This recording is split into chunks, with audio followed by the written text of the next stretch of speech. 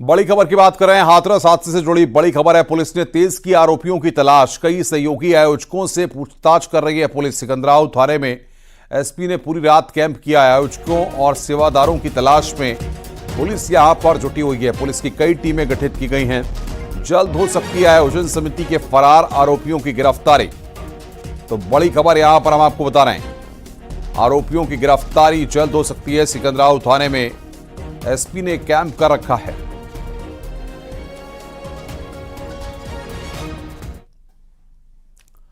हाथरस हादसे के बाद से बाबा सूरजपाल फरार है और उनकी तलाश काफी तेज कर दी गई है। यूपी में जिन शहरों में बाबा सूरजपाल के आश्रम हैं, वहां पर पुलिस सर्च ऑपरेशन चला रही है। मैनपुरी में भी देर रात पुलिस की टीम पहुंची। वहां आश्रम में सर्च ऑपरेशन चलाया गया। पुलिस की टीम आश्रम के अंदर और बाहर करीब 1.5 घंटे तक मौजूद रही। इस दौरान आश्रम में मौजूद लोगों से पुलिस ने भी पूछताछ की, लेकिन इस दौरान पुलिस की टीम को बाबा सूरजपाल नहीं मिले। 1.5 घंटे तक चले सर्च ऑपरेशन के बाद पुलिस की टीम वहां से लौट गई। सिक्योरिटी अरेंजमेंट्स देखने गया था। क्या आश्रम की सिक्योरिटी? सर आश्रम की सिक्योरिटी इसमें एफआईआर दर्ज हुई थी क्या? उसकी तलाश में आए थे? इसलिए आए थे सर। एफआईआर जो दर्ज हुई है क्या उस आरोपी की तलाश में यहाँ पर? जो हमारी सिक्योरिटी है जिसको कि हम लोग लगाए हुए हैं, उसी को मैं चेक करने आया। लेकिन बाबा अंदर नहीं क्या सर? बाबा अंदर है सर, बाबा अंदर है। वहाँ कोई मिला नहीं था। मेरी सिक्योरिटी है। हम लोग ड्यूटी बाहर की चेक करते हैं, और लेकिन ये पता है मुझे कि अंदर जितने भी लोग हैं वहाँ पर वो 40-50 की संख्या में लगभग आ रहे हैं। सवा घंटे तक आप लोग अंदर थे। सीडीआर की जांच हुई, पता लगा कि बाबा अंदर ही मौजूद है। तो बाबा सूरजपाल की तलाश यहां पर तेज हो गई है। मैनपुरी में पुलिस का सर्च ऑपरेशन भी जारी है। देर रात मैनपुरी आश्रम में पहुंची थी पुलिस। ये भी हम आपको बता रहे हैं, करीब 1.5 घंटे तक आश्रम में रही पुलिस। तो ये बड़ी खबर इस वक्त हम आपको बता रहे हैं। लगातार बाबा की तलाश में पुलिस यहां पर कई जगहों पर पहुंच रही है। करीब 1.5 घंटे तक आश्रम में पुलिस रही है। तो बाबा सूरजपाल की तलाश यहां पर तेज हुई है। मैनपुरी में पुलिस का सर्च ऑपरेशन लगातार जारी है।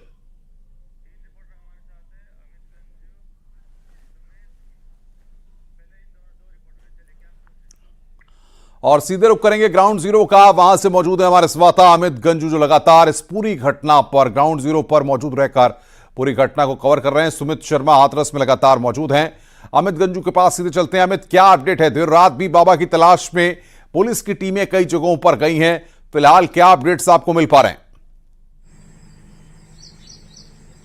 देखिए अनुपम जी, मैं आपको बताना चाहूंगा इस वक्त न्यूज 18 टीम ग्राउंड जीरो पर है और लगातार नजर बनाए। यही वो आश्रम है। अपने कैमरामैन रवि से कहूंगा, देखिए राम कुटीर चैरिटेबल ट्रस्ट का आश्रम है। एक महल जैसा बना है और 12 एकड़ में ये पूरा बनाया गया है। लेकिन फ्रंट फेस जो है इस कुछ बीघाओं में बनाया गया है। जहां तक कैमरे की नजर जा रही है, ये वो किले की तरह से बनाया गया। इसके 3 द्वार बनाए गए हैं। फर्स्ट सेवादारों के लिए, सुरक्षा कर्मियों के लिए। सेकंड द्वार जो है बाबा के अपने वाहनों के प्रवेश के लिए। तीसरा द्वार जब पीछे घर के जो हेलीपैड बनाया गया है, जहां लोगों के वीआईपी या वीआईपी मोमेंट्स के लिए रखा गया। तो इससे और ऐसे में कल से पुलिस लगातार, देखिए मैं अपने कैमरामैन से कहूँ, देखिए सामने एक जीप लगी है थाने की, और अगर ठीक पीछे मैं कैमरामैन से कहूँ दिखाइएगा, एक पूरा दूसरा पूरा कैमरा को पूरा राउंड करके, तो एक थाने का जीप वहां खड़ी है। यानी दोनों गेट्स पर एक ही, और इसके पीछे जो एक गेट है उस पर भी एक पुलिस की जीप खड़ी है। यानी तीनों गेट्स पर पुलिस की जीप खड़ी है। पुलिस के अधिकारी कर्मचारी कुछ नहीं कह रहे हैं। कहा है हमें सुरक्षा की दृष्टि से यहाँ रखा गया है। जबकि अगर जो हमारे सोर्सेज बताते हैं, कल जो सर्च ऑपरेशन चला, लगभग 1.5 से पौने 2 घंटा सर्च ऑपरेशन चला। एडिशनल एसपी इसमें राहुल मिठास, इसमें सीओ सुनील कुमार सिंह, इसके अलावा 2 प्रभारी निरीक्षक और 17 पुलिसकर्मी, जिसमें 5 उप निरीक्षक और कुछ कांस्टेबल्स भी थे, अंदर पूरे कैंपस में गए। ये राइट में अपने कैमरामैन से थोड़ा आ गया कि इसको पूरा विस्तार से, ताकि हमारे जो करोड़ों दर्शक देख रहे हैं उसको समझ सकें। यही वो जगह है, यही वो कैंपस है जहां से पूरी अभियान चला। और अभी भी देखिए 5 एक 6 व्हीकल्स यहाँ अभी भी खड़े हैं, और अंदर ऐसा बताया जा रहा है 100 से 150 लोग जो सेवादार हैं, या इनके सुरक्षा टीम के, या इनकी कोर टीम के, या इनके आश्रम से जुड़े लोग अभी भी यहाँ मौजूद हैं। हैं। और जहां तक कैमरे की नजर जा रही है, आप देखिए कि व्हीकल्स पूरी रात भर खड़े रहे। पहले 10 व्हीकल्स थे, इस टाइम 4 से 5 व्हीकल्स अभी भी दिख रहे हैं। या हालांकि ऐसा माना जा रहा है कि कुछ व्हीकल्स रात में लगभग 1:30 से पौने 2 बजे के आसपास यहां से 2 गाड़ियां भी निकली हैं। वो गाड़ियां किनकी थी, उसमें कौन था, ये अभी जांच का विषय है। पुलिस के अधिकारी बेहतर बता पाएंगे। लेकिन इस समय अभी अंदर बाबा हैं, इस बात जो हमारे सोर्सेज बता रहे हैं, बाबा भी अंदर ही है। क्योंकि कल जो लोकेशन आई थी, उस लोकेशन में या जो सीडीआर निकला था, उसमें बाबा की लोकेशन उस मोबाइल की, क्योंकि देखिए 3 मोबाइल्स वो ऑपरेट करते हैं। एक वो मोबाइल जो उनके सेवादारों के साथ रखते हैं, एक उनके साथ जो गुरु माता चलती हैं वो है, और तीसरा मोबाइल, उन मोबाइल्स में से एक मोबाइल की लोकेशन यहां से मिली थी। और अब सबसे बड़ी बात जो हमारे पास सोर्सेज बता रहे हैं, जिस दिन ये घटना हुई, यानी परसों जो घटना हुई, उसके 4:38 पर इनका मोबाइल स्विच ऑफ हुआ। और आखिरी बात उन्होंने मधुकर से की, जो सेवादार है या कहा जाए जो आयोजक है, उससे इनकी बात हुई। और 2 अन्य कॉल्स हुई हैं, यानी 4:38 शाम परसों से लेकर बिल्कुल बिल्कुल अमित, मैं आऊंगा आपके पास। सुमित हमारे संवाददाता हमारे साथ हाथरस से हैं। सुमित, पुलिस के अधिकारी लगातार कैंप किए हुए हैं, जानकारियां मिल रही हैं कि आयोजकों की जल्द गिरफ्तारियां भी हो सकती हैं, क्या अपडेट्स आपको मिल रहे हैं? देखिए, सबसे पहले मैं आपको बता दूं, एडीजी जोन आगरा अनुपम कुलसे से इस पूरे मामले को लेकर हाथरस जनपद में कैंप कर रही है। पुलिस अधीक्षक निपुण अग्रवाल कल देर रात तक पूरी थाना सिकंदराबाद में रहे थे और उन्होंने कई टीमें गठित की इस पूरे मामले में। टीमें लगातार पूरे उत्तर प्रदेश में दबिश दे रही है। जो आयोजक थे, जो सहयोगी आयोजक थे, उनकी गिरफ्तारी के लिए मधुकर की तलाश की जा रही है। हालांकि मधुकर अपने घर पर ताला लगाकर यहाँ से फरार हैं और जितने भी आयोजक और सहयोगी आयोजक थे, उनकी गिरफ्तारी के लिए टीमें जगह जगह दबिश दे रही है। हालांकि पुलिस ने कुछ लोगों को अपने पास पूछताछ के लिए बुलाया है, अभी उनसे पूछताछ चल रही है। आगे जो भी चीजें सामने आएंगी वो उसके हिसाब से आगे की कार्रवाई की जाएगी। जी अनुपम। सुमित, बने रहिए हमारे साथ। आप हिमांशु शुक्ला ग्राउंड जीरो पर हैं, लगातार अपडेट्स वहां से दे रहे हैं। हिमांशु, कल हमने देखा जिस तरीके से कार्रवाई हुई, तमाम चीजें वहां पर देखी गई। फिलहाल आज क्या होने वाला है, किस तरीके से प्रशासन की रणनीति है, स्ट्रेटेजी है, और जो पीड़ित परिजन हैं उनको लेकर के क्या अपडेट्स हैं? बिल्कुल, देखिए अनुपम, अब इट्स टाइम टू एक्शन वाली स्थिति है। अब सभी लोग स्वस्थ हैं और जो शव थे वो अपने गंतव्य तक पहुंच गए, उनको घरों तक पहुंचा दिया गया है, अंतिम संस्कार हो गए। लेकिन अब पुलिस के पॉइंट ऑफ व्यू से अगर बात करें तो ये एक्शन का टाइम है, अब रिएक्शन का टाइम है, ताकि कार्रवाई हो, नजीर के तौर पे हो। इतनी बड़ी घटना हुई, 122 लोग की दर्दनाक मौत हुई है, लिहाजा पुलिस ने कई टीमों का गठन किया है। टेक्निकल मैनुअल सर्विलांस टीम काम कर रही है और लगातार सीडीआर खंगाले जा रहे हैं। देखिए, क्योंकि फेरिस जो है वो आयोजकों की बहुत लंबी थी, करीब 80 से ज्यादा आयोजक थे। उनमें से कुछ आयोजक हमारे सूत्र बताते हैं कि उनको पूछताछ के लिए बुलाया गया है, उनको और उनके जो फोन है उसको खंगाला जा रहा है। इसके अलावा उनके सीडीआर चेक की जा रही है, उनकी लोकेशन चेक की जा रही है। और जिस तरीके से बाबा की तलाश, जो सूरज पाल है, जो फरार बाबा है, उसकी तलाश, उसकी आखिरी लोकेशन मैनपुरी में मिली थी, वहां पे भी पुलिस पहुंची थी। लिहाजा घेराबंदी की जा रही है और देर रात तक, देखिए, क्योंकि जिले में एडीजी खुद यहाँ मौजूद हैं, इसके अलावा जो कप्तान है यहाँ के जिले के, वो भी थाने में देर रात तक कैंप करते रहे, रात भर कैंप करते रहे। लिहाजा अब टीमें जो हैं वो लगातार दबिश दे रही हैं और ऐसा माना जा रहा है कि आने वाले 24 घंटे काफी महत्वपूर्ण हैं और एक बड़ी कार्रवाई देखने को मिलेगी। क्योंकि जिस दिन घटना हुई, यानी 2 तारीख की ये घटना है देर शाम की, उसके बाद से बाबा फरार था। एक लोकेशन मिली, वो भी मैनपुरी के आश्रम की मिली थी, उसके बाद देर शाम पुलिस पहुंची है। लिहाजा ऐसा माना जा रहा है कि ये जो 24 घंटे ही काफी महत्वपूर्ण है। और इसके अलावा कुछ लोगों की आज गिरफ्तारी संभव है। देखिए, आयोजकों की जो लिस्ट है वो काफी लंबी थी, लिहाजा वो आयोजकों को बुलाया जा रहा है। कुछ लोगों को पुलिस जो है वो दबिश के बाद उठा के लाई थी, उनसे पूछताछ की है और अब ऐसा माना जा रहा है कि गिरफ्तारी संभव है। लिहाजा बाबा भी फरार है, मुख्य आरोपी फरार है, इसके अलावा जो मुख्य सेवादार है वो भी फरार है। लेकिन पुलिस के रडार पे पुलिस लगातार छापेमारी कर रही है। आसपास के जनपदों में लगातार जो टीमें हैं वो छापेमारी कर रही हैं और मुख्यतः अगर बात करें जहां जहां बाबा के आश्रम में चिन्हित किए गए, देखिए आश्रम की लिस्ट भी यहां पे तैयार की गई, बाबा के आश्रम कहां कहां हैं और ये जो 100 करोड़ का साम्राज्य तैयार हुआ, ये कैसे तैयार हुआ, ये तमाम बड़े सवाल हैं जो पुलिस के मन में है। क्योंकि लगातार इस तरीके का दावा किया गया है कि जो बाबा है वो 1 रुपए भी नहीं लेता, अगर नहीं लेता है तो इतना बड़ा साम्राज्य कैसे तैयार हुआ है। ये तमाम बड़े सवाल हैं जो पुलिस के मन में भी है। लिहाजा बाबा की गिरफ्तारी जब संभव होगी, बाबा की गिरफ्तारी होगी तो कई रात से पर्दा उठेगा। इसके अलावा जो मुख्य आरोपी सेवादार है उसको लेकर पुलिस लगातार घेराबंदी कर रही है और लगातार दबिश भी दे रही है। बिल्कुल बने रहिए हमारे साथ। अजेंद्र शर्मा भी हमारे साथ एटा से हैं। अजेंद्र, जिस तरीके से एटा में भी बहुत सारे शव लाए गए थे, तो ऐसे में क्या सभी शव वहां से पूरी तरह से उनके परिजन ले जा चुके हैं? सभी शवों की शिनाख्त हो चुकी है? क्या जानकारियां मिल पा रही हैं? मैं आपको अनुपम बता दूं, यहाँ पर 28 शव लाए गए थे, जिसमें से 27 का पोस्टमार्टम कराया गया था। एक शव का जो युवक था, किशोर था, उसका पोस्टमार्टम नहीं कराया गया था। परिजन उसको बिना पोस्टमार्टम के ले गए थे। लेकिन बड़ी बात यह है कि एटा जिला जो कासगंज जिले के नज़दीक पड़ता है, और कासगंज जिले में ही इसका जो बाबा है सूरजपाल, जो उसका जो पैतृक स्थान है, वहीं इसका जन्म हुआ था। वहाँ पर भी इसके भव्य आश्रम बना हुआ है। मैं कल वहाँ गया था, तो वहाँ तमाम तरह की चर्चाएं थी कि बाबा यहाँ पहले यहीं जन्म हुआ था, उसका शादी भी यहीं हुई और उसके बच्चे नहीं होते, उसने अपने साले की बेटी को जो गोद ले लिया था, इसकी मौत हो गई थी। लेकिन आज भी इतने बड़े हादसे होने के बावजूद ही उसके जो फॉलोवर है वो कम नहीं है। लगातार जब मैं आश्रम में गया तो वहाँ लंगर चल रहा था, सैकड़ों की संख्या में लगातार जो सेवादार थे वहाँ मौजूद थे। और वहाँ बड़ी बात सामने निकल कर आई कि जो सेवादार हैं वो बिना पैसे के काम करते हैं। एक हफ्ते की ड्यूटी फ्री में करने आते हैं, 1 महीने से 2 महीने बाद वो लगातार आते हैं। उनका कहना था कि वो उनको परमात्मा मानते हैं और उनकी वजह से उनके सारे कष्ट दूर हो गए। एक और बड़ी बात निकल के सामने आई थी कि कई मीडिया संस्थानों द्वारा खबर चलाई गई थी कि वहाँ बाहर जो है हैंडपंप लगे हुए हैं, इनमें अमृत निकलता है। कोई लोग कह रहे थे उसमें दूध निकलता है। उसकी हमने जब छानबीन की तो जानकारी मिली कि वो जो हैंडपंप 8 हैंडपंप एक लाइन में लगाए गए हैं, इनमें वो व्यवस्था ऐसी की गई है क्योंकि वहाँ रोजाना सैकड़ों की संख्या में श्रद्धालु और जो उनके जो अनुयायी हैं, जो भक्त हैं, वो वहाँ आते हैं, उनके लिए पानी की व्यवस्था की गई है। तो कई तरह की चर्चाएं थी कि वो बाबा वहाँ रहता है कि नहीं रहता है। तो वहाँ जब जानकारी मिली तो लोगों का कहना था कि वो 12 से 13 साल हो गए जब से यहाँ बाबा नहीं आए हैं।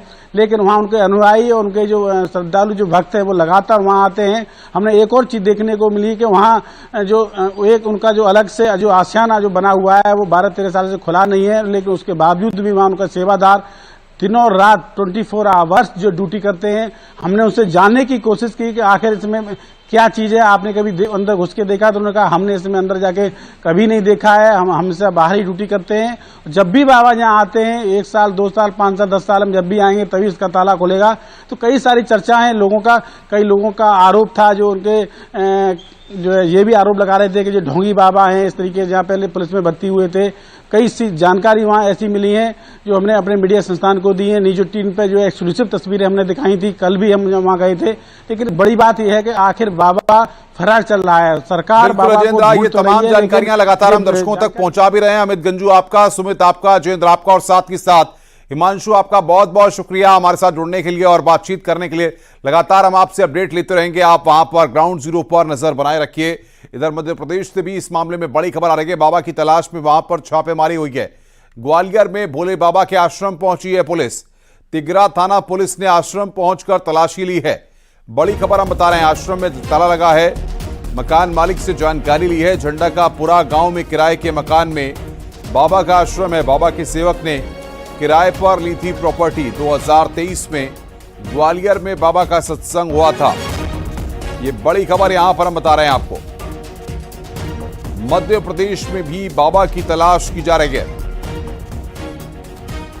तो ग्वालियर में बाबा के आश्रम पहुंची है पुलिस। ये बड़ी खबर।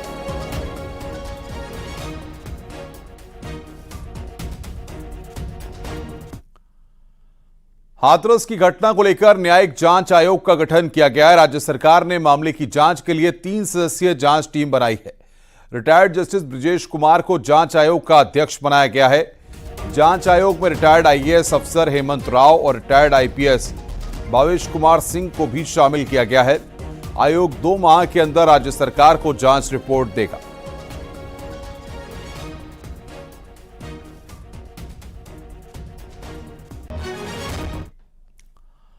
हाथरस हादसे के बाद दोषियों के खिलाफ कार्रवाई की मांग उठ रही है। केंद्रीय मंत्री एसपी सिंह बघेल ने दोषियों के खिलाफ कार्रवाई का भरोसा दिया है। एडिशनल डायरेक्टर जनरल आगरा और हमारे मंडल की आयुक्त ऋतु माहेश्वरी को ये जांच दी गई है। जो लोग जहां लापरवाही हुई है, दोषी हों, चाहे वो आयोजक हों अथवा प्रशासन है, उनके खिलाफ कार्रवाई की जाएगी। केंद्र और राज्य सरकार ने 2-2 लाख का मुआवजा घोषित किया। जो हमारा मुखिया गया हुआ है वहाँ सारी नज़र रखा हुआ है। हमारे पुलिस के बड़े अफसर डीजी से लेके और वहाँ डीआईजी सब लोग वहाँ लगे हैं। पूरा प्रशासनिक पूरी सरकार लगी है। तो देखिए, विपक्ष का एक आदत है विपक्ष की कि विरोध करना। और विपक्ष का काम होता है कि जो कमियां हो उसको बताओ कि ये कमी है, इसको सही करो। विपक्ष का ये रोल होना चाहिए। तो अपना उनका विषय वो लोग करें, हम सरकार का अपना काम है, सरकार अपना काम कर रही है। और इधर हादसे पर बाबा नारायण सरकार हरि की सफाई भी आ गई है। पत्र जारी कर बाबा ने कहा है कि जान गंवाने वालों के प्रति मेरी संवेदनाएं हैं। असामाजिक तत्वों ने भगदड़ मचाई थी, भगदड़ से पहले मैं समागम से निकल चुका था। वहीं बाबा साकार हरि ने एपी सिंह को अपना वकील नियुक्त किया है। वकील एपी सिंह ने लेटर वायरल करके दावा किया है।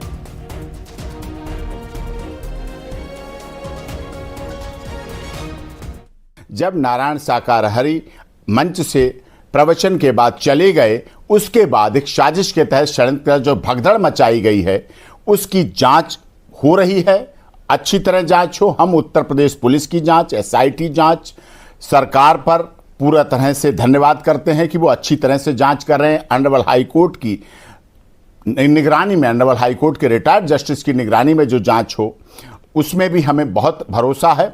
और इसके साथ साथ पूरी संवेदना है और सभी से जो भी फॉलोअर हैं, जो भी अनुयायी हैं, जहां तहां से जिस तरह से कि कोई लावारिश लाश ना रह जाए, अपने घर पहुंचे, अंतिम संस्कार के क्रिया की पूरी हो, कोई इंजर्ड दवा के अभाव में, अस्पताल के अभाव में, पैसे के अभाव में न रह जाए, वाहन के अभाव में न रह जाए, इसके लिए सभी सेवादार पूरी तरह से संलग्न हैं, लगे हुए हैं और वो कार्य कर रहे हैं। और इसी के लिए नारायण साकार ने अपनी संवेदना व्यक्त की है और अस्पताल में इलाज के लिए भी किया है। और जो भी आगे प्रोसेस होगा उसमें आगे सहयोग होगा, हर तरह से होगा। घटना दुखद है, बहुत ही जिसके लिए शब्द नहीं, निशब्द है, जिसके लिए शब्द व्यक्त नहीं किए जा सकते हैं। लेकिन फिर भी धैर्य रखना है सबको और जांच हो, कड़ी सजा मिले जो भी दोषी हैं इसमें।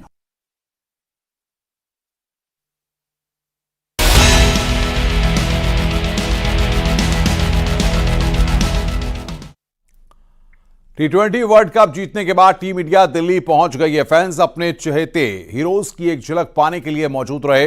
दिल्ली एयरपोर्ट पर वर्ल्ड चैंपियन खिलाड़ियों का ग्रैंड वेलकम किया गया।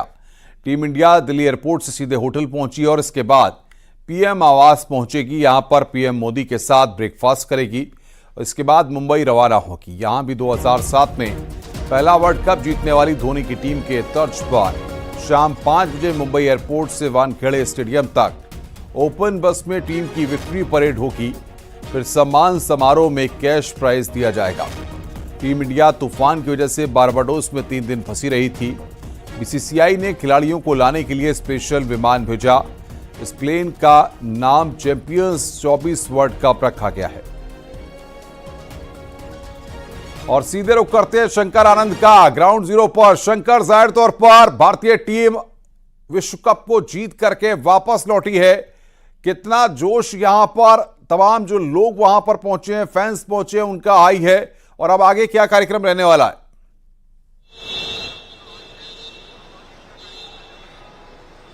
देखिए अनुपम, आज सुबह में तड़के तकरीबन 2 से 3 बजे के लगभग में काफी संख्या में आज भारतीय फैंस जो है, भारतीय क्रिकेट टीम के जो फैंस हैं वो आज दिल्ली एयरपोर्ट पे पहुंचे।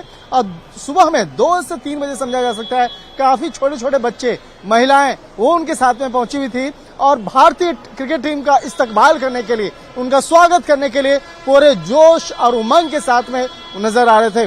तो तकरीबन 7:15 बजे के लगभग में इंडियन क्रिकेट टीम यहां से बाहर निकली है और रवाना, उसके बाद प्रधानमंत्री आवास पे पहुंची है और प्रधानमंत्री नरेंद्र मोदी से इस वक्त में मुलाकात कर रहे हैं, बातचीत कर रहे हैं और देश के प्रधानमंत्री उन तमाम क्रिकेट खिलाड़ियों का बेहद खुले दिल से स्वागत कर रहे हैं, बातचीत कर रहे हैं और कैसा वो रोमांच था, कैसा वो जीत का एक आनंद था, उन तमाम मसलों पर बातचीत कर रहे हैं।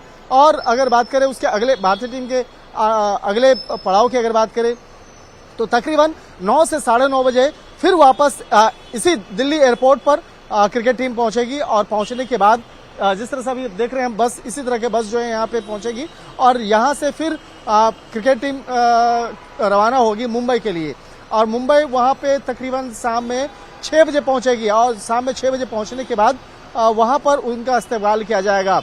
और बीसीसीआई इसके लिए विशेष तौर पर व्यवस्था की है कि किस तरह से ओपन कार में तमाम क्रिकेट बहुत बहुत शुक्रिया शंकर, आप नजर बना के रखिए। आगे भी हम आपसे अपडेट लेंगे। शंकर आनंद इस वक्त की बड़ी खबर पर हमें अपडेट दे रहे थे। इस बारे में आगे भी हम आपको अपडेट्स देंगे। फिलहाल रुक रहे हैं यहां पर एक ब्रेक के लिए।